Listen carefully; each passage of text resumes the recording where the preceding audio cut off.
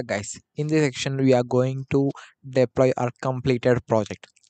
Now before deploying, I've told previously that in our code, that is in our application code, we are having so many email, password, there are so many vulnerable things, right? So that can't be exposed. So to prevent that, we are going to use one package called .env. So if we use this package, then all our credentials will be safe, they will not be exposed. Then we can go ahead and proceed to deploy in our Heroku platform. So first what we'll do is, this is official page of npm.js, and this is the command for installing the .env. And you can see weekly downloads, that is more than a 30 million. This is one of the popular package .env, because that will cover your credentials or whatever the security thing is there in your code. So let's save that. So we are going to need that in a backend. What we'll do is, we are going to give npm i dot env. So let's click enter.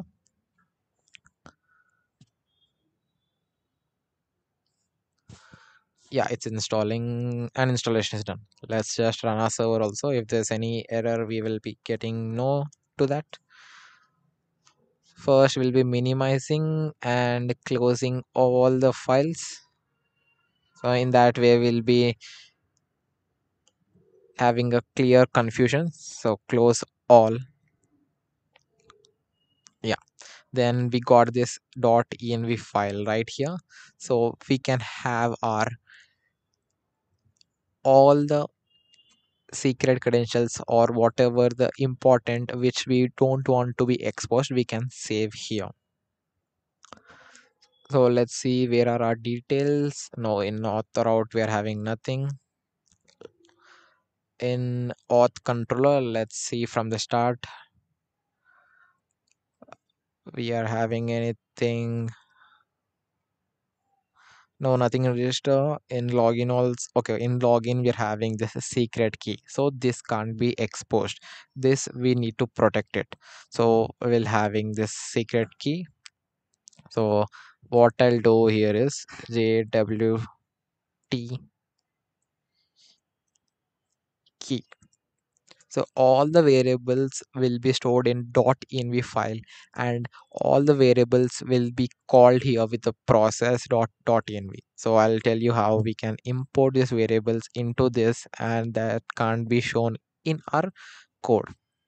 So this is it, secret key. Let's save this, and we can remove this. No needs of quotes also. So here what we need to do is process.env dot and our variable name. So if you see, our variable name is jwt key, right? So we can give this jwt key variable. Let's just save it.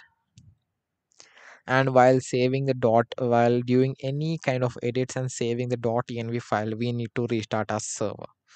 So let's restart our server again. Yeah, now we are not having any kind of errors. Let's see if there's any kind of vulnerable or protected kind of text in our code. Uh, as user update, now here also we don't have anything. In verified mail also, no, we don't have anything here as well. So let's see in the mail sender. Yeah, in mail sender we're having a email and password, right? So what we'll do is, we'll just remove this mail and give here as verify mail. Yeah, and another one will be giving as a verify password. We'll save this password also here. We can remove quotes.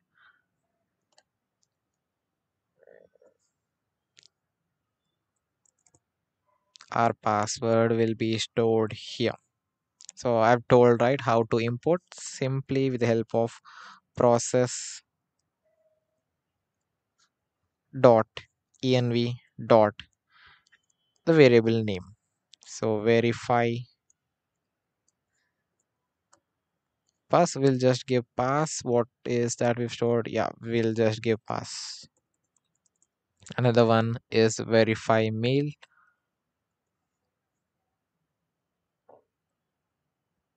process dot env dot verify mail. So do we have anything else? Okay, here also we can give as a process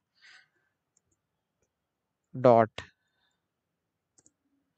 env dot verify mail. Yeah, and let's check if there's anything in auth middleware. Yeah, we can give here as jwt key. So process dot env dot jwt key. Do we have anything other else? Let's see in server.js. No, we don't have anything. So we have covered with all the secret things which we don't want to expose. Now another thing we want to do is before deploying we need to change our code a little bit. Like here, this is a development code, we should be changing it to the production code. So what we'll be doing is here we'll be having adding a new code here. That new code is nothing but we'll be just having a few lines added. So I've saved that in my notepad. Don't worry, I'll be attaching this notepad as a document resource in our curriculum. So let's copy this and paste it here. So what it does is first it will check, and before doing that we need to edit in a package.json also the scripts. So first we'll remove this and we'll copy paste the script section also. So this is the pre-built code for Heroku, deploying in Heroku.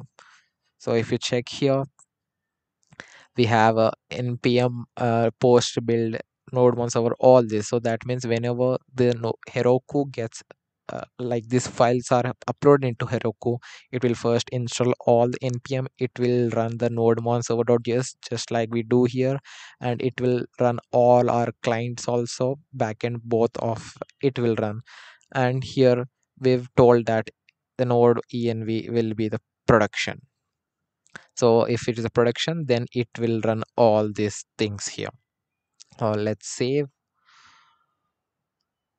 everything, and now we are going to have a Heroku account. So let's see, go to our Heroku account. So before going to Heroku account, we need to upload this code also into GitHub, right? So what we'll be doing is, we'll first, we don't need this node modules folder in the backend. So what we'll do is, there is something called in front end, there's something called .gitignore. So if we have this file and we mention whatever in this file, those will be ignored and not be uploaded into GitHub. So what we'll do, we'll just copy this file from front end and paste this file in the backend. So here the node modules and .env, all those files will be ignored by the GitHub. That means it won't be stored in the GitHub. So let's save. Here let's restart our server also. Yeah, now let's minimize our client, all our folders.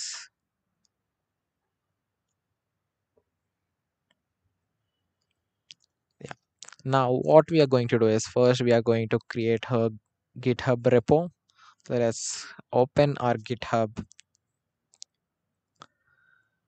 and create a new repository. I'll say this as a Udemy auth app.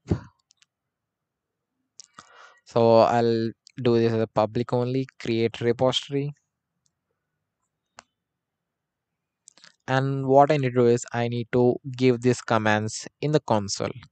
So let's go into VS Code, we don't need this server. We'll just open a new terminal and make sure that you are in correct directory. The Mernstack JW, this is the correct directory. You should not be in client, or you should not be anything else. The main project you should be in here. So first we need to give git init, and after git init we need to give git add, git space add space dot. So this will add all the files to our GitHub repo. And after that, if we go into this, we'll be having the commit and the GitHub remote. So first we'll copy this GitHub remote and give GitHub commit. So git commit, and the message I'll be having as a deploy commit,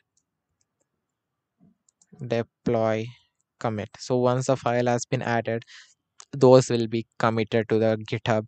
And now I need to paste that GitHub remote add. So this URL, it will be added all the files to this URL. So let's click enter, and now I need to give git push -u origin master. So this will be pushed to master branch of our GitHub repository. So depending upon your internet connection, this will take time uploading your files to the GitHub.